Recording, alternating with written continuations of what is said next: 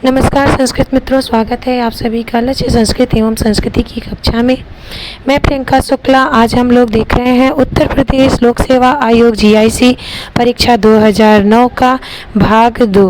पहले भाग में हम लोगों ने 1 से लेकर 75 प्रश्नों को देख लिया था, हल कर लिया था। आज हम लोग प्रश्न संख्या 76 से 120 प्रश्नों तक को देखेंगे। जैसा कि इसके पहले जीआईसी में कुल 120 प्रश्न आते थे और अब जो पाठ्यक्रम आया है उसके अनुसार हमें कुल 80 और 40 के रेशियो में प्रश्नों को करना है। 80 प्रश्न संस्कृत भाषा में होंगे और 40 प्रश्न जीके जीएस से होंगे। तो 2009 के इस प्रश्न पत्र को हम लोगों ने देखा था। भाग 1 में व्याख्या आदि भी देखा था। यदि आप लोग पहली बार चैनल पे हो तो पुराने वीडियोज को भी देख लीजिए, आप लोगों के लिए लाभकारी सिद्ध होंगे। तो चलिए हम लोग शुरू करते हैं आज के इस श्रृंखला को। प्रश्न संख्या 76 है हमारा अर्थ संकोच का उदाहरण है। तो अर्थ संकोच का उदाहरण है, इसका उत्तर होगा ऑप्शन डी, सरसिज। सरसिज का अर्थ होता है अब कमल। पहले सरसिज का अर्थ होता था जल से उत्पन्न सभी चीज़ें। यहाँ पे अन्य चीज़ों में देखिए, यहाँ पे प्रवीण दिया हुआ है, तो प्रवीण का पहले अर्थ होता था प्रकृष्ट वीणायाम, जो वीणा बजाने में सबसे उत्तम हो उसे प्रवीण कहते थे। लेकिन आज हर क्षेत्र में उत्तम व्यक्ति को प्रवीण कहते हैं। इसके बाद तैल शब्द है। तैल के लिए भी तिलेषु तैलम, तिल से उत्पन्न को तैल कहते थे। लेकिन आज सभी स्निग्ध चीज़ें, चिकनाई युक्त चीज़ें, वसा युक्त चीज़ें जो हैं वह तैल के अंतर्गत आती हैं। अतः इसका भी विस्तार हुआ है। असुर शब्द का भी विपर्य हुआ है। पहले असुर शब्द वैदिक भाषा में देवताओं के विशेषण आदि के रूप में आते थे। जो असु का अर्थ होता था प्राण, र मतलब देने वाला, जो प्राणों को दे। तो रुद्र, वरुण आदि का असुर विशेषण था, किंतु उसके बाद उसका असुर का अर्थ दानव आदि से हो गया, तो वहाँ विपर्य हुआ। किंतु संकुचित अर्थ जो है वह सरसिज का हुआ है। तो यहाँ पे 76वें का हमारा डी ऑप्शन सही है। 77वां प्रश्न है हमारा, धर्म का धम्म होना किसका उदाहरण है? तो यह समीकरण का उदाहरण है। यहाँ भी अर्थ परिवर्तन की दिशा भाषा विज्ञान से यह प्रश्न लिया गया है। प्रश्न संख्या 78 है, किस नियम में ग द ब का क त प हो जाता है? यह भी भाषा विज्ञान के ध्वनि परिवर्तन से लिया गया है प्रश्न। ध्वनि नियम को ग्रीम ने बताया है। याकोब ग्रीम इनका पूरा नाम है, जर्मन विद्वान है। तो इसका 78वें का हमारा बी ऑप्शन सही होगा। इसका समीकरण, इसका सरसिज, इसका ग्रीम। व्यंग प्रयोग किसका उदाहरण है? तो व्यंग प्रयोग अर्थ परिवर्तन का उदाहरण है। व्यंग जो है, व्यंग के द्वारा अर्थ बिल्कुल अलग ही प्रतीत होने लगता है। अभिधा, लक्षणा, व्यंजना 3 शब्द शक्तियाँ होती हैं, उनके 3 अर्थ होते हैं, लक्ष्यार्थ, अभिधार्थ, लक्षणार्थ और व्यंजनार्थ। तो व्यंजना शब्द शक्ति जो है वह अर्थ को पूरी तरह से परिवर्तित कर देती है। तो वह किसका कारण है? अर्थ परिवर्तन का। 79वां का हमारा सी ऑप्शन सही है। 80वां प्रश्न है, प्रयत्न लाघव किसका कारण है? तो प्रयत्न लाघव हमारा ध्वनि परिवर्तन का कारण है। डी ऑप्शन सही होगा। ध्वनि परिवर्तन के अंतर्गत, ध्वनि परिवर्तन के जो दिशाएं हैं उसके अंतर्गत हम लोग पढ़ेंगे, जिसमें प्रयत्न लाघव, आगम, विपर्य, लोप इत्यादि हैं। यह सभी प्रश्न भाषा विज्ञान से हैं। यह वाला प्रश्न, यह प्रश्न और यह तीनों प्रश्न जो हैं, और यहाँ भी ये सभी प्रश्न, ये 5 प्रश्न जो हमारे भाषा विज्ञान से हैं। इस प्रकार हमें यह ध्यान रखना चाहिए कि जीआईसी परीक्षा जो हमारी हो रही है उसके अंतर्गत हमें भाषा विज्ञान का विस्तृत जो है अध्ययन करना चाहिए।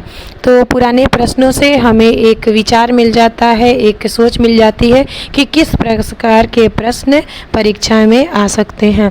इसके बाद है हमारा प्रश्न संख्या 81वां, तुम अर्थक प्रत्यय उपलब्ध होते हैं, अधिक उपलब्ध होते हैं, सर्वाधिक किसमें उपलब्ध होते हैं? तो जो वैदिक संस्कृत में तुमर्थक प्रत्यय अधिकांश उपलब्ध होते हैं। देवता आदि की जो स्तुति ऋचाओं के द्वारा की गई है ऋग आदि वेदों में, उनमें तुमर्थक प्रत्ययों का सर्वाधिक प्रयोग हुआ है। लेट लकार कहाँ प्रयुक्त होता है? तो 82वां प्रश्न है, लेट लकार का प्रयोग कहाँ होता है? तो वह भी वैदिक संस्कृत में होता है। 82वां का भी हमारा ए ऑप्शन सही है। प्रश्न संख्या 83 है, काव्य प्रकाश में तात्पर्यार्थोपि के सूचित में किसका मत का संकेत किया गया है? किसके मत का संकेत किया गया? काव्य प्रकाश ग्रंथ किसका है? मम्मट की रचना है। मम्मट ने जो काव्य लक्षण बताए हैं उन्हीं में बताया है कि जो मीमांसक हैं, मीमांसक लोगों ने तात्पर्यार्थ को भी शब्दार्थ का जो लक्षण माना है, काव्य का लक्षण माना है। तो मीमांसक के अंतर्गत आते हैं कुमारिल भट्ट और यह जो है प्रभाकर मिश्र। तो ये लोग मीमांसक हैं। इन लोगों ने तात्पर्यार्थ को भी शब्दार्थ या वाक्य काव्य का लक्षण माना है। इसके बाद प्रश्न संख्या 84 है, मम्मट के अनुसार उत्तम काव्य कौन सा है? तो मम्मट के अनुसार उत्तम काव्य है ध्वनि। ध्वनि जो है यही व्यंग की प्रधानता जिसमें होती है वह ध्वनि है। तो यहाँ पे उत्तम काव्य है ध्वनि।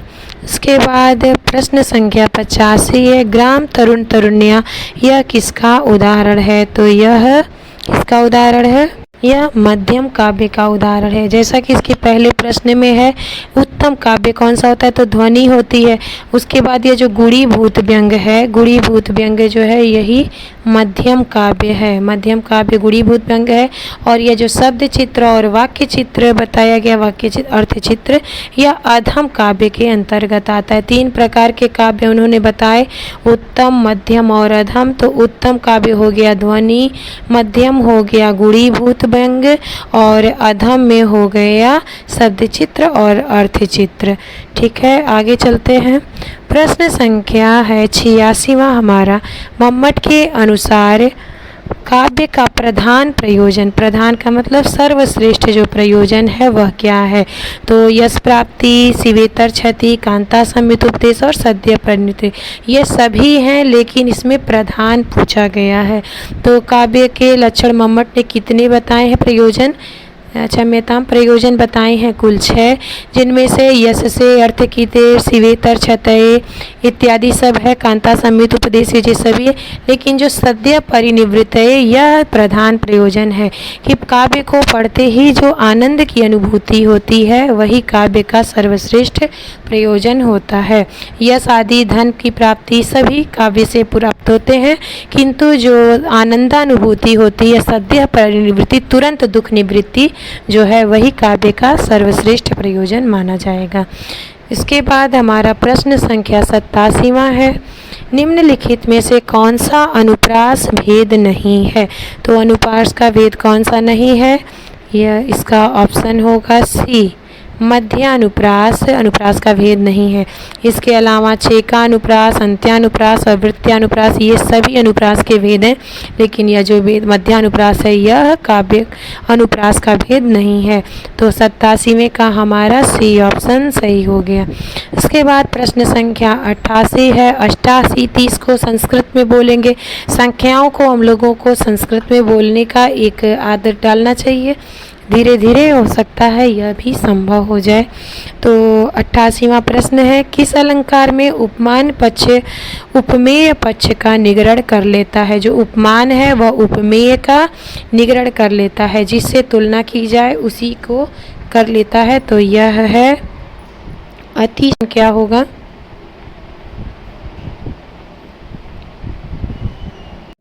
यहाँ पे 4 अलंकार दिखाए गए हैं, रूपक है, उपमा है, उत्प्रेक्षा है और दीपक है। तो भेदे सति साधर्म्यम यह होता है उपमा अलंकार में। यहाँ पे उपमा 89वें का हमारा बी ऑप्शन सही होगा। इसके बाद है प्रश्न संख्या 90 है, 90 संख्या अस्ति, किस अलंकार के में कारण होने पर भी कार्य नहीं होता? कस्मिन् अलंकारे कारणे सति कार्यम न भवति, किस अलंकार में कारण होने पर भी कार्य नहीं होता। तो इसका ऑप्शन होगा हमारा विभावना, सी ऑप्शन सही होगा। 90 जो प्रश्न है उसका सी जो विकल्प है वह हमारा सही है। इसके बाद 90 के बाद 91 प्रश्न संख्या 91 है हमारा, भूत एवं भावी घटनाओं की सूचना देने वाला जो नाट्य प्रयोग है वह क्या है। अरे क्षम्यताम, यहाँ पे कार्य नहीं होता पूछा जा रहा है कि कारण है किंतु कार्य नहीं हो रहा है, तो यहाँ पे विशेषोक्ति अलंकार होगा। विशेषोक्ति, अगर कारण नहीं होता और तब भी कार्य हो रहा होता तब विभावना अलंकार होता। तो इसका हमारा 90 जो प्रश्न है उसका हमारा ए ऑप्शन सही होगा। ये इसका विपरीत होता है विभावना। यहाँ पर दिया हुआ है कि कारण न होने पर भी कार्य नहीं होता, तो विशेषोक्ति, और कारण हो और कार्य न हो और कार्य हो रहा हो तब विभावना अलंकार होगा। अतः हमारा 90 वाला जो प्रश्न है 90 प्रश्न का विशेषोक्ति ए ऑप्शन सही होगा। इसके बाद हम लोग आ जाते हैं प्रश्न संख्या 91 पे, भूत एवं भावी घटनाओं की सूचना देने वाला नाट्य प्रयोग कौन सा है। तो इसका बी सही होगा, विस्कंभक। भूत और भावी घटनाओं की सूचना देने वाला नाट्य प्रयोग विस्कंभक होता है। उसके बाद प्रश्न संख्या 92 है, श्रृंगार रस में कौन सी वृत्ति का प्रयोग होता है। तो ये सभी वृत्तियां जो हैं यह काव्य में प्रयुक्त होती हैं। यहाँ पे श्रृंगार रस के बारे में पूछा गया है, तो इसका ए ऑप्शन सही होगा, कैसिकी वृत्ति। इसका कौन सा, कैसिकी वृत्ति, ए ऑप्शन सही है। श्रृंगार रस में कैसिकी वृत्ति का प्रयोग होता है। ध्वन्यालोक में काव्यस्य आत्मा स एवार्थ से अभिप्राय है। ध्वन्यालोक में काव्यस्य आत्मा स एवार्थ का अभिप्राय है। इसका हमारा प्रतीयमान अर्थ बी ऑप्शन सही होगा। प्रतीयमान अर्थ, इसको बी ऑप्शन सही होगा। यहाँ पे बी 93 का बी। यहाँ श्रृंगार रस में कौन सी वृत्ति, कैसिकी वृत्ति हमारा था। यह जहाँ आभारती वृत्ति जो होती है यह सभी रसों में होती है। सात्वती वृत्ति जो होती है वह हमारी वीर रस में होती है, और यह आर्भटी वृत्ति जो होती है यह हमारी रौद्र में होती है और अद्भुत में होती है। अद्भुत और रौद्र यह दोनों में होती है, और भारतीय वृत्ति जो है वह सभी में होती है। लेकिन प्रश्न यहाँ पूछा था श्रृंगार रस में, अतः यह जो प्रश्न है बहुत महत्वपूर्ण है, इसको हमको अच्छे से देख लेना चाहिए। इसके बाद हम प्रश्न संख्या 94 पे आ गए थे। 94 पे, अधोलिखित युग्मों में से कौन सा युग्म है जो विरोधी होकर भी एक दूसरे का अनुपूरक है। तो जैसा इसके पहले ही मैंने बताया है इसको कि यह जो विभावना एवं विशेषोक्ति वाला यह ग्रुप है, डी ऑप्शन, यह दोनों एक दूसरे के विरोधी होकर भी एक दूसरे के पूरक हैं। दोनों का बिल्कुल विपरीत अर्थ निकलता है। कारण न होने पर भी कार्य होना और कारण होने पर भी कार्य का न होना। इसके बाद हम लोग प्रश्न संख्या 95 पे आ जाते हैं। 95 संख्या अस्ति, रस निष्पत्ति के प्रसंग में भुक्तिवादी आचार्य कौन है। तो भुक्तिवादी आचार्य कौन है हमारे यहाँ, इसका हमारा ए ऑप्शन सही हो जाएगा। भट्ट नायक जो हैं वह भुक्तिवादी आचार्य हैं। अभी देखिए इसी प्रश्न पत्र के जो अभी हम लोगों ने 75 प्रश्न किए, वहाँ पर भी साधारणीकरण से युक्त सवाल पूछा गया था प्रश्न, तो वह भी रस सूत्रों की व्याख्या से जो आचार्य हैं चारों उन्हीं से पूछे गए थे। यह प्रश्न भी रस सूक्त की व्याख्या वाले आचार्यों से। ये तो सोचिए एक ही प्रश्न पत्र में हमें दो प्रश्न या इसी से मिल गए, रस सूत्र की व्याख्या के आचार्य से। इसके बाद हमारा प्रश्न संख्या है षड्नवति संख्या है। काव्य शास्त्रियों में आचार्य मम्मट हैं। तो कैसे आचार्य हैं? ध्वनिवादी हैं कि रीतिवादी हैं कि समन्वयवादी हैं कि अलंकारवादी हैं? इसका हम लोगों को देखना है। इसका हमारा डी ऑप्शन सही है। तो आचार्य मम्मट समन्वयवादी हैं, ध्वनिवादी भी हैं, रीतिवादी भी, अलंकार सबके समन्वय को लेकर के चलते हैं, अतः आचार्य मम्मट समन्वयवादी आचार्य हैं। प्रश्न संख्या 97 है हमारा, अधोलिखित में किसकी वृद्धि संज्ञा नहीं होती है? तो वृद्धि संज्ञा का सूत्र क्या है? वृद्धिरादय च, वृद्धिरादय च। तो यहाँ पे वृद्धि संज्ञा किसकी होती है? आ, त और ए, च। तो वृद्धि संज्ञा होती है आ, आई और औच की, औ की। तो च तो इतजंज्ञक है यहाँ पे, तो वृद्धि संज्ञा आ, आई और औ की। तो यहाँ प्रश्न क्या पूछा है कि नहीं होती है। तो आ और आई और औ की तो होती है, ओ की नहीं होती। तो अधोलिखित में वृद्धि संज्ञा नहीं होती ओ की। तो बी ऑप्शन हमारा 97 जो प्रश्न है 97 प्रश्न का उत्तर हमारा बी ऑप्शन सही होगा।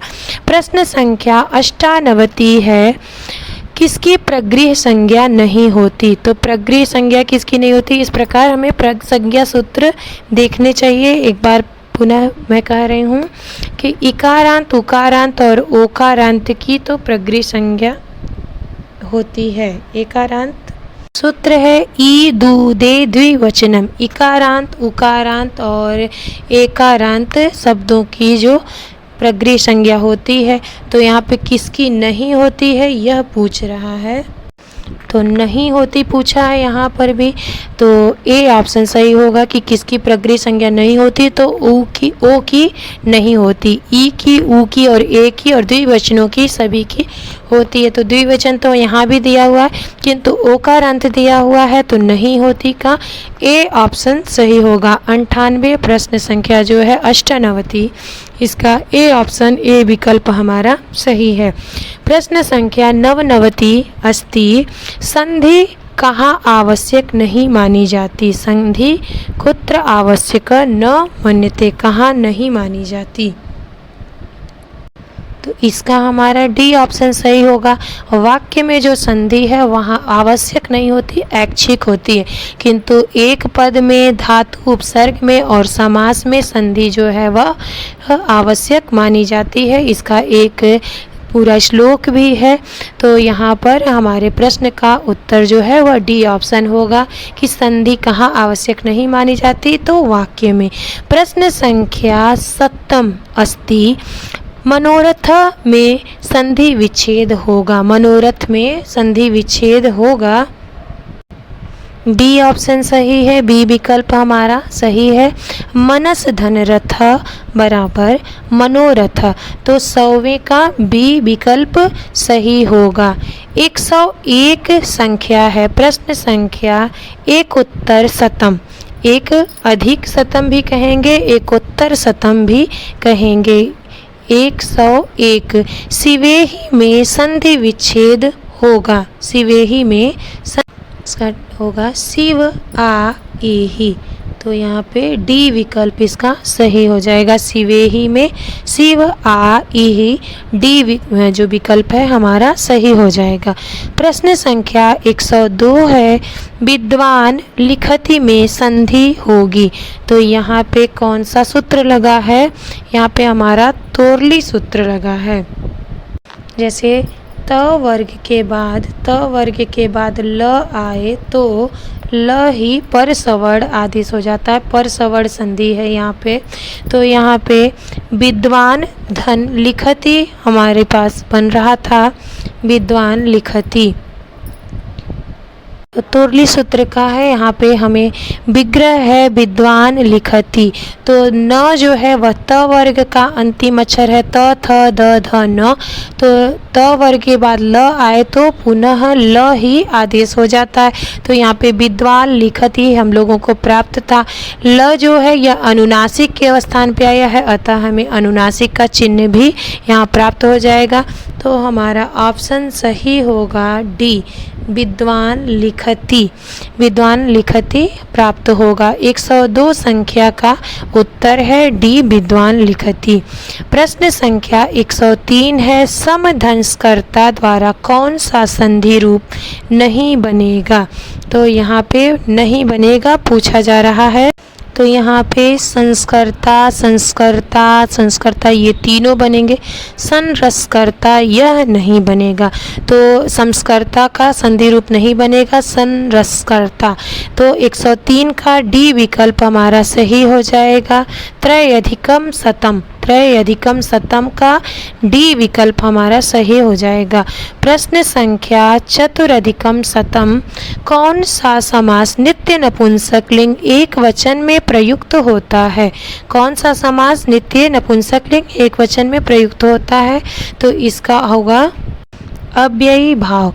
अव्ययी भाव समास जो होता है वह नित्य नपुंसक लिंग और एक वचन में होता है। तो चतुरधिकम शतम संख्या अस्ति ए विकल्प, तो 104 संख्या का ए विकल्प जो है वह सही हो जाएगा। प्रश्न संख्या 105 है हमारे पास, समान अधिकरण तत्पुरुष समास का नाम क्या है? समान अधिकरण का सी विकल्प सही हो जाएगा। कर्मधारय समास इसका नाम है समान अधिकरण। दोनों में समान विभक्ति होती है, जैसे नील कमलम हो गया या कृष्ण सर्प हो गया, कृष्णम सर्पम, दोनों में एक ही विभक्ति होती है। तो समान अधिकरण तत्पुरुष नाम है कर्मधारय समास का।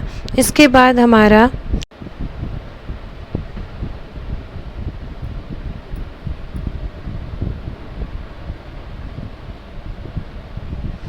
प्रश्न संख्या 106 हो जाता है।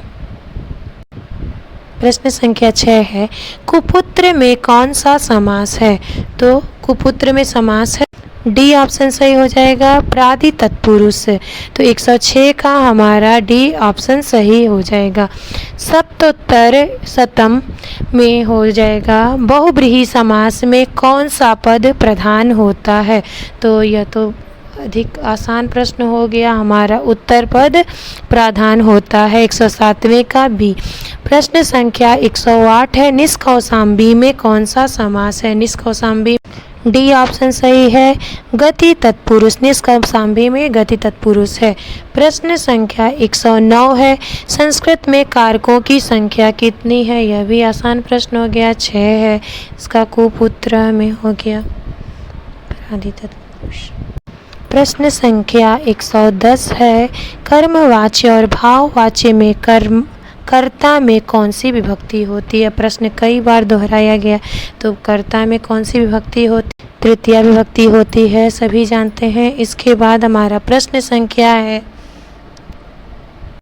111 है, किस अर्थ में प्रथमा विभक्ति नहीं होती है? तो हेत्वर्थ में प्रथमा विभक्ति नहीं होती है। कौन सा वाक्य शुद्ध है? तो रजकाय वस्त्रम ददाति, रजकम वस्त्रम ददाति, रजके वस्त्रम ददाति और रजकस्य वस्त्रम ददाति। तो यहाँ पे ऑप्शन, यहाँ दान के लिए वस्त्र नहीं दिया जा रहा है, अतः यहाँ पे रजकस्य वस्त्रम ददाति यह ऑप्शन हमारा सही हो जाएगा। डी ऑप्शन सही है, डी विकल्प हमारा सही है। प्रश्न संख्या 113 है, रुच्यर्थानाम प्रियमाण यह सूत्र किस विभक्ति का विधान करता है? तो चतुर्थी विभक्ति का विधान करता है, सभी जानते होंगे। जिन लोगों ने भी कारक पढ़ा है अच्छे से, तो विभक्तियों से संबंधित जो सूत्र वाले प्रश्न हैं उनको अधिकांश लोग रट लिए होंगे, याद कर लिए होंगे, अतः यह प्रश्न भी कई बार दोहराया भी गया है। प्रश्न संख्या 114 है, यतश्च निर्धारण किन विभक्तियों का विधान करता है? यतश्च निर्धारण किसका? षष्ठी और सप्तमी का विधान करता है। अब प्रश्न संख्या आ गया हमारा 115 कौन सा रूप सत्री प्रत्यय की दृष्टि से अशुद्ध है? तो यह अशुद्ध है। प्रश्न संख्या 15 का सी ऑप्शन हमारा अशुद्ध होगा। कुर्वन और ये कुर्वती और कुर्वत ये तीनों बनते हैं। यहाँ पे कुर्वत जो है नपुंसक लिंग में, कुर्वन जो है पुल्लिंग में और कुर्वती स्त्रीलिंग में, किंतु कुर्वंती रूप कहीं नहीं बनता है, अतः सत्री प्रत्यय की दृष्टि से यह अशुद्ध है। इसके बाद हमारा प्रश्न संख्या 116 आ जाता है। अब केवल चार प्रश्न हम लोगों के पास बचे हुए हैं। कौन सा प्रत्यय कर्मवाच्य एवं भाववाच्य में नहीं लगता है? तो इसका हमारा डी ऑप्शन सही हो जाएगा। तवतु प्रत्यय जो है वो हमारा कर्मवाच्य और भाववाच्य में नहीं लगता, केवल वह कर्तृवाच्य में लगता है, कर्तृवाच्य में लगता है। इसके अलावा खल, कृत्य और तक, तयोर खल अर्था जो सूत्र के अनुसार कर्मवाच्य और भाववाच्य में लगते हैं, तवतु प्रत्यय जो वह केवल कर्तृवाच्य में लगता है। इसके बाद हमारा प्रश्न संख्या 117 आ गया। तदीय में प्रत्यय है, तदीय में छ प्रत्यय है। जैसे कि राताजुनियम में छ को ई आदेश हुआ है, उसी प्रकार तदीय में छ प्रत्यय लगा। शिक्षक में वो प्रत्यय लगा है, उसका जो ड़ है और वह इत्संज्ञक है और ल भी इत्संज्ञक है। ल की हल्यंतम से और र की चुटू से इत्संज्ञा हो गई है। इसके बाद वो बचा है यू और अनाको एक सूत्र है, यू और अनाको सूत्र है, उसमें यू को अक आदेश होकर के शिक्षक अक आदेश हुआ है। शिक्ष धातु से अक प्रत्यय होकर के शिक्षक प्रत्यय बना है, शिक्षक शब्द बना है। उसके बाद यह संस्कार में हमारा कौन सा है? यह ट प्रत्यय है। उसके बाद प्रश्न संख्या 120 है। राग में घय प्रत्यय है। तो इस प्रकार हम लोगों ने आज कुल 120 प्रश्नों को हल कर लिया। आशा है आप लोगों को प्रश्नों के उत्तर अच्छे से समझ में आए होंगे। जहां व्याख्या की आवश्यकता थी वहां हर जगह मैंने व्याख्या की। आप लोग कमेंट के माध्यम से बताएं कि व्याख्या अधिक या कम की जा सकती है या नहीं, केवल प्रश्नों के उत्तर बताना ही काफ़ी होगा। तो आज के लिए बस इतना ही। देखते रहिए लक्ष्य संस्कृत एवं संस्कृति। आगे इसी प्रकार के अन्य भी अगर परीक्षा से संबंधित प्रश्न पत्र मैं आप लोगों के लिए लेकर के आऊँगी। तो आज के लिए बस इतना ही। नमः संस्कृताय, नमो नमः।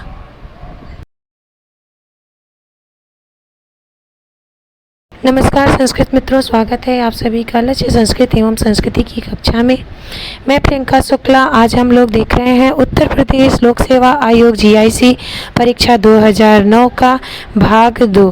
पहले भाग में हम लोगों ने 1 से लेकर 75 प्रश्नों को देख लिया था, हल कर लिया था।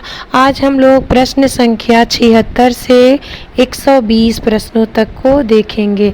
जैसा कि इसके पहले GIC में कुल 120 प्रश्न आते थे और अब जो नया जो पाठ्यक्रम आया है उसके अनुसार हमें कुल 80 और 40 के रेशियो में प्रश्नों को करना है। 80 प्रश्न संस्कृत भाषा में होंगे और 40 प्रश्न GK GS से होंगे।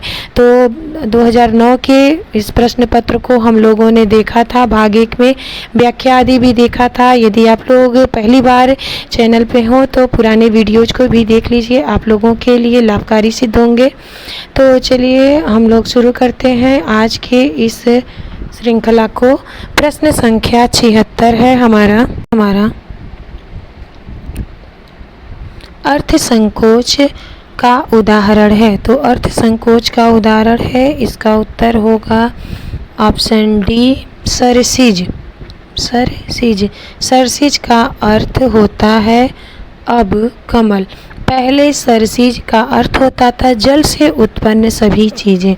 यहाँ पे अन्य चीज़ों में देखिए, यहाँ पे प्रवीण दिया हुआ है। तो प्रवीण का पहले अर्थ होता था प्रकृष्ट वीणायाम, जो वीणा बजाने में सबसे उत्तम हो उसे प्रवीण कहते थे। लेकिन आज हर क्षेत्र में उत्तम व्यक्ति को प्रवीण कहते हैं।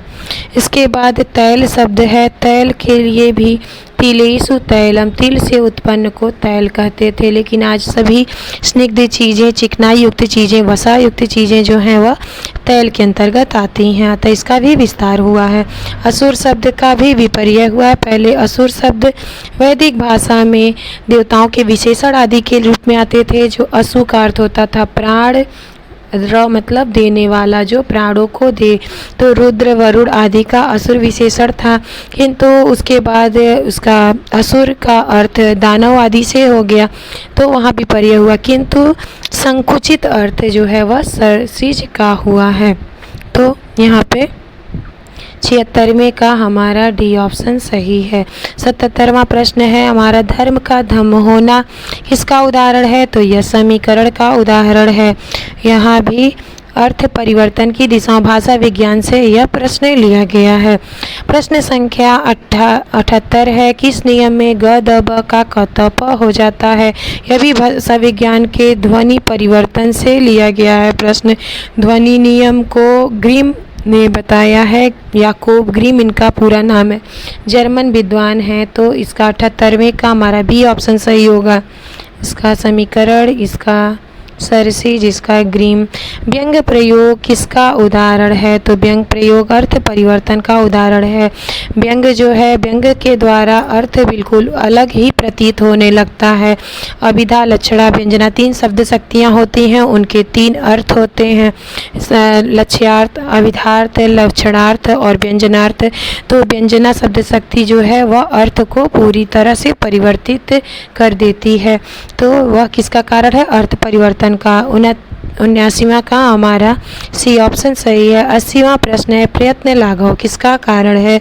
तो प्रयत्न लाघव हमारा ध्वनि परिवर्तन का कारण है। डी ऑप्शन सही होगा। ध्वनि परिवर्तन के अंतर्गत, ध्वनि परिवर्तन के जो दिशाएं हैं उसके अंतर्गत हम लोग पढ़ेंगे, जिसमें प्रयत्न लाघव, आगम, विपर्य, लोप इत्यादि हैं। यह सभी प्रश्न भाषा विज्ञान से हैं। यह वाला प्रश्न, यह प्रश्न और यह तीनों प्रश्न जो हैं, और यहाँ भी ये सभी प्रश्न, ये 5 प्रश्न जो हमारे भाषा विज्ञान से हैं। इस प्रकार हमें यह ध्यान रखना चाहिए कि जीआईसी परीक्षा जो हमारी हो रही है उसके अंतर्गत हमें भाषा विज्ञान का विस्तृत जो है अध्ययन करना चाहिए। तो पुराने प्रश्नों से हमें एक विचार मिल जाता है, एक सोच मिल जाती है कि किस प्रकार के प्रश्न परीक्षा में आ सकते हैं। इसके बाद है हमारा प्रश्न संख्या 81वां, तुमर्थक प्रत्यय उपलब्ध होते हैं, अधिक उपलब्ध होते हैं, सर्वाधिक किसमें उपलब्ध होते हैं? तो जो वैदिक संस्कृत में तुमर्थक प्रत्यय अधिकांश उपलब्ध होते हैं। देवता आदि की जो स्तुति ऋचाओं के द्वारा की गई है ऋग आदि वेदों में, उनमें तुमर्थक प्रत्ययों का सर्वाधिक प्रयोग हुआ है। लेट लकार कहाँ प्रयुक्त होता है? तो 82वां प्रश्न है, लेट लकार का प्रयोग कहाँ होता है? तो वह भी वैदिक संस्कृत में होता है। 82वां का भी हमारा ए ऑप्शन सही है। प्रश्न संख्या 83 है, काव्य प्रकाश में तात्पर्यार्थोपि के सूचित में किसका मत का संकेत किया गया है? किसके मत का संकेत किया गया? काव्य प्रकाश ग्रंथ किसका है? मम्मट की रचना है। मम्मट ने जो काव्य लक्षण बताए हैं उन्हीं में बताया है कि जो मीमांसक हैं, मीमांसक लोगों ने तात्पर्यार्थ को भी शब्दार्थ का जो लक्षण माना है, काव्य का लक्षण माना है। तो मीमांसक के अंतर्गत आते हैं कुमारिल भट्ट और यह जो है प्रभाकर मिश्र। तो ये लोग मीमांसक हैं। इन लोगों ने तात्पर्यार्थ को भी शब्दार्थ या वाक्य काव्य का लक्षण माना है। इसके बाद प्रश्न संख्या 84 है, मम्मट के अनुसार उत्तम काव्य कौन सा है? तो मम्मट के अनुसार उत्तम काव्य है ध्वनि। ध्वनि जो है यही व्यंग की प्रधानता जिसमें होती है वह ध्वनि है। तो यहाँ पे उत्तम काव्य है ध्वनि। इसके बाद प्रश्न संख्या 85 है, ग्राम तरुण तरुण्या यह किसका उदाहरण है? तो यह किसका उदाहरण है? यह मध्यम काव्य का उदाहरण है। जैसा कि इसके पहले प्रश्न में है, उत्तम काव्य कौन सा होता है? तो ध्वनि होती है। उसके बाद ये जो गुणीभूत व्यंग है, गुणीभूत व्यंग जो है यही मध्यम काव्य है। मध्यम काव्य गुणीभूत व्यंग है। और यह जो शब्द चित्र और वाक्य चित्र बताया गया, वाक्य चित्र, अर्थ चित्र, यह अधम काव्य के अंतर्गत आता है। 3 प्रकार के काव्य उन्होंने बताए, उत्तम, मध्यम और अधम। तो उत्तम काव्य हो गया ध्वनि, मध्यम हो गया गुणीभूत व्यंग और अधम में हो गया शब्द चित्र और अर्थ चित्र। ठीक है, आगे चलते हैं।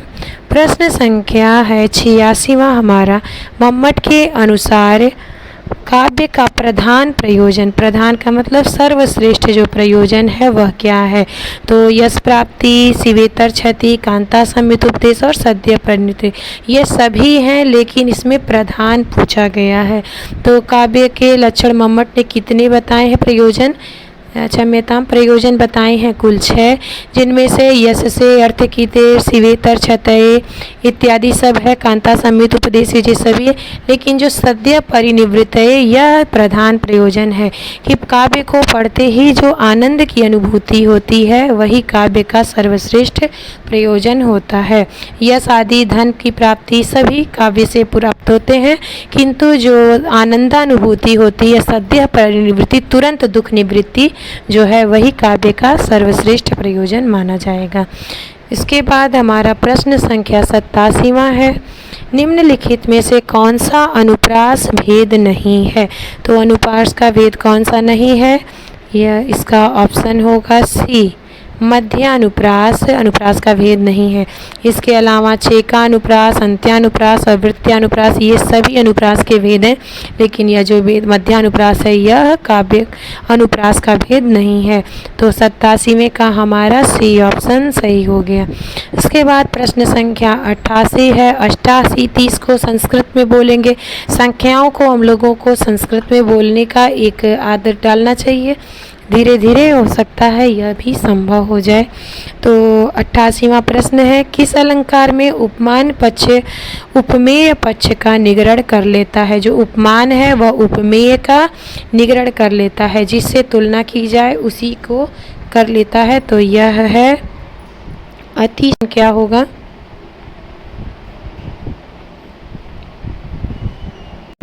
यहाँ पे 4 अलंकार दिखाए गए हैं, रूपक है, उपमा है, उत्प्रेक्षा है और दीपक है। तो भेदे सति साधर्म्यम यह होता है उपमा अलंकार में, यहाँ पे उपमा। 89वें का हमारा बी ऑप्शन सही होगा।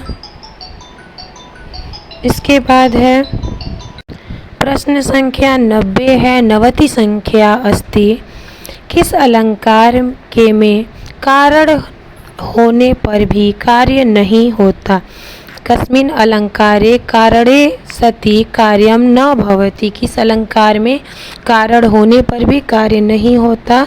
तो इसका ऑप्शन होगा हमारा विभावना, सी ऑप्शन सही होगा। 90 जो प्रश्न है उसका सी जो विकल्प है वह हमारा सही है।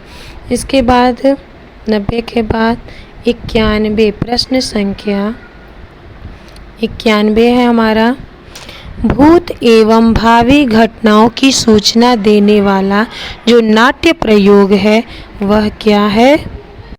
अरे क्षम्यताम, यहाँ पे कार्य नहीं होता पूछा जा रहा है कि कारण है किंतु कार्य नहीं हो रहा है, तो यहाँ पे विशेषोक्ति अलंकार होगा। विशेषोक्ति, अगर कारण नहीं होता और तब भी कार्य हो रहा होता तब विभावना अलंकार होता। तो इसका हमारा 90 जो प्रश्न है उसका हमारा ए ऑप्शन सही होगा। ये इसका विपरीत होता है विभावना। यहाँ पर दिया हुआ है कि कारण न होने पर भी कार्य नहीं होता, तो विशेषोक्ति, और कारण हो और कार्य न हो और कार्य हो रहा हो तब विभावना अलंकार होगा। अतः हमारा 90 वाला जो प्रश्न है 90 प्रश्न का विशेषोक्ति ए ऑप्शन सही होगा। इसके बाद हम लोग आ जाते हैं प्रश्न संख्या 91 पे, भूत एवं भावी घटनाओं की सूचना देने वाला नाट्य प्रयोग कौन सा है? तो इसका बी सही होगा, विस्कंभक। भूत और भावी घटनाओं की सूचना देने वाला नाट्य प्रयोग विस्कंभक होता है। उसके बाद प्रश्न संख्या 92 है, श्रृंगार रस में कौन सी वृत्ति का प्रयोग होता है? तो ये सभी वृत्तियां जो हैं यह काव्य में प्रयुक्त होती हैं। यहाँ पे श्रृंगार रस के बारे में पूछा गया है, तो इसका ए ऑप्शन सही होगा, कैसिकी वृत्ति। इसका कौन सा? कैसिकी वृत्ति, ए ऑप्शन सही है। श्रृंगार रस में कैसिकी वृत्ति का प्रयोग होता है। ध्वन्यालोक में काव्यस्य आत्मा स एवार्थ से अभिप्राय है। ध्वन्यालोक में काव्यस्य आत्मा स एवार्थ का अभिप्राय है। इसका हमारा प्रतीयमान अर्थ बी ऑप्शन सही होगा। प्रतीयमान अर्थ, इसको बी ऑप्शन सही होगा। यहाँ पे बी 93 का बी। यहाँ श्रृंगार रस में कौन सी वृत्ति, कैस की वृत्ति हमारा था। यह जहाँ आभारती वृत्ति जो होती है यह सभी रसों में होती है। सात्वती वृत्ति जो होती है वह हमारी वीर रस में होती है। और यह आर्भटी वृत्ति जो होती है यह हमारी रौद्र में होती है और अद्भुत में होती है। अद्भुत और रौद्र यह दोनों में होती है। और भारतीय वृत्ति जो है वह सभी में होती है। लेकिन प्रश्न यहाँ पूछा था श्रृंगार रस में, अतः यह जो प्रश्न है बहुत महत्वपूर्ण है, इसको हमको अच्छे से देख लेना चाहिए। इसके बाद हम प्रश्न संख्या 94 पे आ गए थे। 94 पे अधोलिखित युग्मों में से कौन सा युग्म है जो विरोधी होकर भी एक दूसरे का अनुपूरक है। तो जैसा इसके पहले ही मैंने बताया है इसको कि यह जो विभावना एवं विशेषोक्ति वाला यह ग्रुप है डी ऑप्शन, यह दोनों एक दूसरे के विरोधी होकर भी एक दूसरे के पूरक हैं। दोनों का बिल्कुल विपरीत अर्थ निकलता है। कारण न होने पर भी कार्य होना और कारण होने पर भी कार्य का न होना। इसके बाद हम लोग प्रश्न संख्या 95 पे आ जाते हैं। 95 संख्या अस्ति रस निष्पत्ति के प्रसंग में भुक्तिवादी आचार्य कौन है।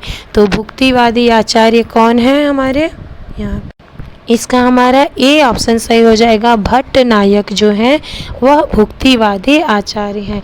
अभी देखिए इसी प्रश्न पत्र के जो अभी हम लोगों ने 75 प्रश्न किए वहाँ पर भी साधारणीकरण से युक्त सवाल पूछा गया था प्रश्न, तो वह भी रस सूत्रों की व्याख्या से जो आचार्य हैं चारों उन्हीं से पूछे गए थे। यह प्रश्न भी रस सूक्त की व्याख्या वाले आचार्यों से। ये तो सोचिए एक ही प्रश्न पत्र में हमें दो प्रश्न या इसी से मिल गए, रस सूत्र की व्याख्या के आचार्य से। इसके बाद हमारा प्रश्न संख्या है 97 संख्या है। काव्य शास्त्रियों में आचार्य मम्मट हैं, तो कैसे आचार्य हैं, ध्वनिवादी हैं कि रीतिवादी हैं कि समन्वयवादी हैं कि अलंकारवादी हैं, इसका हम लोगों को देखना है। इसका हमारा डी ऑप्शन सही है। तो आचार्य मम्मट समन्वयवादी हैं, ध्वनिवादी भी हैं, रीतिवादी भी, अलंकार सबके समन्वय को लेकर के चलते हैं, अतः आचार्य मम्मट समन्वयवादी आचार्य हैं। प्रश्न संख्या 97 है हमारा। अधोलिखित में किसकी वृद्धि संज्ञा नहीं होती है। तो वृद्धि संज्ञा का सूत्र क्या है, वृद्धिरादय च, वृद्धिरादय च। तो यहाँ पे वृद्धि संज्ञा किसकी होती है, आ, त और ए च। तो वृद्धि संज्ञा होती है आ, आई और औच की, औ की। तो च तो संज्ञक है यहाँ पे, तो वृद्धि संज्ञा आ, आई और औ की। तो यहाँ प्रश्न क्या पूछा है कि नहीं होती है। तो आ और आई और औ की तो होती है, ओ की नहीं होती, तो अधोलिखित में वृद्धि संज्ञा नहीं होती ओ की। तो बी ऑप्शन हमारा 97 जो प्रश्न है 97 प्रश्न का उत्तर हमारा बी ऑप्शन सही होगा।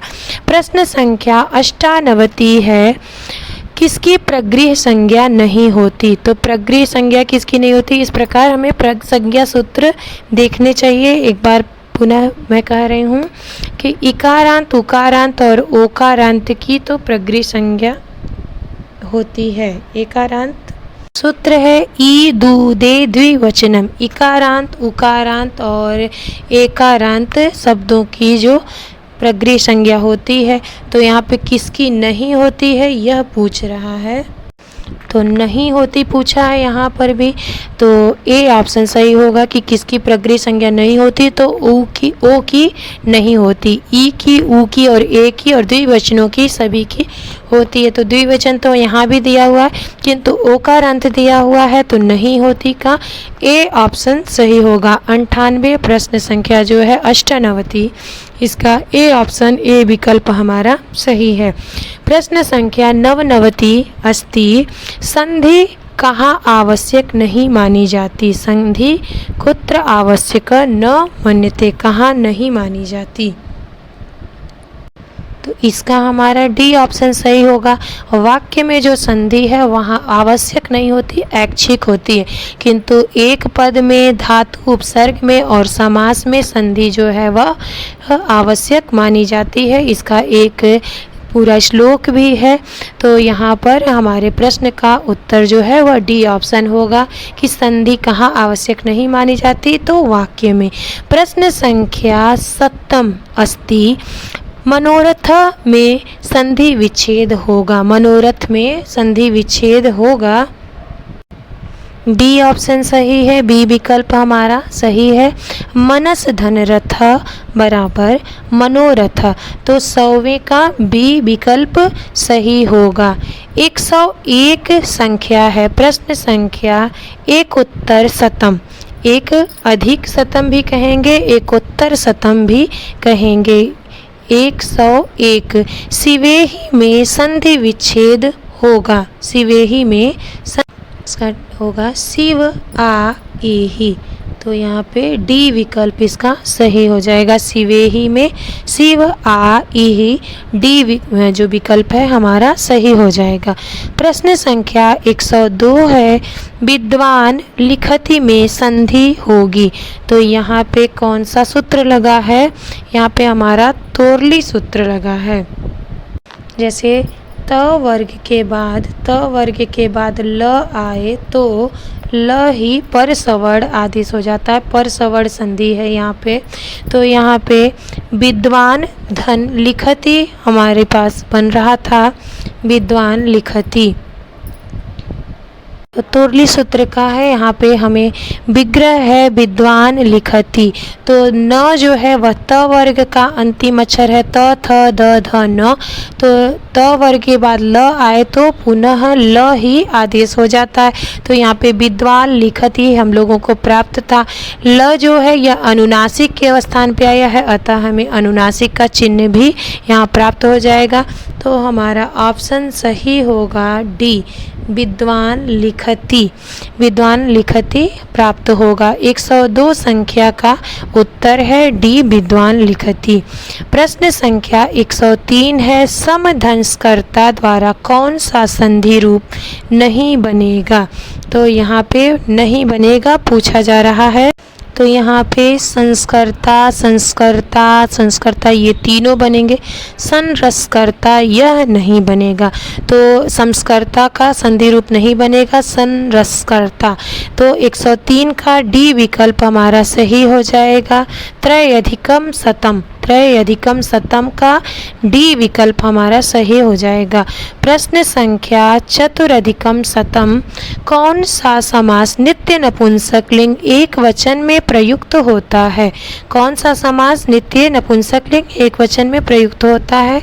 तो इसका होगा अव्ययी भाव। अव्ययी भाव समास जो होता है वह नित्य नपुंसक लिंग और एक वचन में होता है। तो चतुरधिकम शतम संख्या अस्ति ए विकल्प। तो 104 संख्या का ए विकल्प जो है वह सही हो जाएगा। प्रश्न संख्या 105 है हमारे पास। समान अधिकरण तत्पुरुष समास का नाम क्या है? समान अधिकरण का सी विकल्प सही हो जाएगा। कर्मधारय समास इसका नाम है समान अधिकरण। दोनों में समान विभक्ति होती है, जैसे नील कमलम हो गया या कृष्ण सर्प हो गया, कृष्णम सर्पम, दोनों में एक ही विभक्ति होती है। तो समान अधिकरण तत्पुरुष नाम है कर्मधारय समास का। इसके बाद हमारा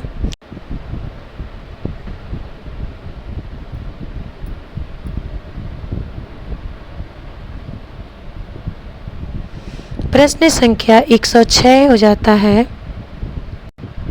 प्रश्न संख्या 6 है। कुपुत्र में कौन सा समास है? तो कुपुत्र में समास है डी ऑप्शन सही हो जाएगा। प्रादि तत्पुरुष, तो 106 का हमारा डी ऑप्शन सही हो जाएगा। सप्तोत्तर शतम में हो जाएगा बहुब्रीहि समास में कौन सा पद प्रधान होता है। तो यह तो अधिक आसान प्रश्न हो गया, हमारा उत्तर पद प्रधान होता है। 107वें का बी। प्रश्न संख्या 108 है, निष्कौशाम्बी में कौन सा समास है। निष्कौशाम्बी डी ऑप्शन सही है। गति तत्पुरुष, निष्कौशाम्बी में गति तत्पुरुष है। प्रश्न संख्या 109 है, संस्कृत में कारकों की संख्या कितनी है। यह भी आसान प्रश्न हो गया, 6 है। इसका कुपुत्र में हो गया आदि तत्पुरुष। प्रश्न संख्या 110 है, कर्मवाच्य और भाववाच्य में कर्ता में कौन सी विभक्ति होती है। प्रश्न कई बार दोहराया गया, तो कर्ता में कौन सी विभक्ति होती, तृतीया विभक्ति होती है, सभी जानते हैं। इसके बाद हमारा प्रश्न संख्या है 111 है, किस अर्थ में प्रथमा विभक्ति नहीं होती है। तो हेतु अर्थ में प्रथमा विभक्ति नहीं होती है। कौन सा वाक्य शुद्ध है। तो रजकाय वस्त्रम ददाति, रजकम वस्त्रम ददाति, रजके वस्त्रम ददाति और रजकस्य वस्त्रम ददाति। तो यहाँ पे ऑप्शन, यहाँ दान के लिए वस्त्र नहीं दिया जा रहा है, अतः यहाँ पे रजकस्य वस्त्रम ददाति, यह ऑप्शन हमारा सही हो जाएगा। डी ऑप्शन सही है, डी विकल्प हमारा सही है। प्रश्न संख्या 113 है, रुच्यर्थानाम प्रियमाण यह सूत्र किस विभक्ति का विधान करता है। तो चतुर्थी विभक्ति का विधान करता है, सभी जानते होंगे। जिन लोगों ने भी कारक पढ़ा है अच्छे से, तो विभक्तियों से संबंधित जो सूत्र वाले प्रश्न हैं उनको अधिकांश लोग रट लिए होंगे, याद कर लिए होंगे, अतः यह प्रश्न भी कई बार दोहराया भी गया है। प्रश्न संख्या 114 है, यतश्च निर्धारण किन विभक्तियों का विधान करता है। यतश्च निर्धारण किसका, षष्ठी और सप्तमी का विधान करता है। अब प्रश्न संख्या आ गया हमारा 115, कौन सा रूप सत्री प्रत्यय की दृष्टि से अशुद्ध है। तो यह अशुद्ध है। प्रश्न संख्या 15 का सी ऑप्शन हमारा अशुद्ध होगा। कुर्वन और ये कुर्वती और कुर्वत ये तीनों बनते हैं। यहाँ पे कुर्वत जो है नपुंसक लिंग में, कुर्वन जो है पुल्लिंग में और कुर्वती स्त्रीलिंग में, किंतु कुर्वंती रूप कहीं नहीं बनता है, अतः सत्री प्रत्यय की दृष्टि से यह अशुद्ध है। इसके बाद हमारा प्रश्न संख्या 116 आ जाता है। अब केवल चार प्रश्न हम लोगों के पास बचे हुए हैं। कौन सा प्रत्यय कर्मवाच्य एवं भाववाच्य में नहीं लगता है। तो इसका हमारा डी ऑप्शन सही हो जाएगा। तवतु प्रत्यय जो है वह हमारा कर्मवाच्य और भाववाच्य में नहीं लगता, केवल वह कर्तृवाच्य में लगता है, कर्तृवाच्य में लगता है। इसके अलावा खल, कृत्य और तक, तयोर खल अर्था जो सूत्र के अनुसार कर्मवाच्य और भाववाच्य में लगते हैं, तवतु प्रत्यय जो वह केवल कर्तृवाच्य में लगता है। इसके बाद हमारा प्रश्न संख्या 117 आ गया, तदीय में प्रत्यय है। तदीय में छ प्रत्यय है, जैसे कि रातार्जुनियम में छ को ई आदेश हुआ है, उसी प्रकार तदीय में छ प्रत्यय लगा। शिक्षक में वो प्रत्यय लगा है, उसका जो ड़ है और वह इत्संज्ञक है और ल भी इत्संज्ञक है। ल की हल्यंतम से और र की चुटू से इत्संज्ञा हो गई है। इसके बाद वो बचा है यू और अनाको, एक सूत्र है यू और अनाको सूत्र है, उसमें यू को अक आदेश होकर के शिक्षक अक आदेश हुआ है। शिक्ष धातु से अक प्रत्यय होकर के शिक्षक प्रत्यय बना है, शिक्षक शब्द बना है। उसके बाद यह संस्कार में हमारा कौन सा है, यह ट प्रत्यय है। उसके बाद प्रश्न संख्या 120 है, राग में घय प्रत्यय है। तो इस प्रकार हम लोगों ने आज कुल 120 प्रश्नों को हल कर लिया। आशा है आप लोगों को प्रश्नों के उत्तर अच्छे से समझ में आए होंगे। जहां व्याख्या की आवश्यकता थी वहां हर जगह मैंने व्याख्या की। आप लोग कमेंट के माध्यम से बताएं कि व्याख्या अधिक या कम की जा सकती है या नहीं, केवल प्रश्नों के उत्तर बताना ही काफ़ी होगा। तो आज के लिए बस इतना ही। देखते रहिए लक्ष्य संस्कृत एवं संस्कृति। आगे इसी प्रकार के अन्य भी अगर परीक्षा से संबंधित प्रश्न पत्र मैं आप लोगों के लिए लेकर के आऊँगी। तो आज के लिए बस इतना ही। नमः संस्कृताय, नमो नमः।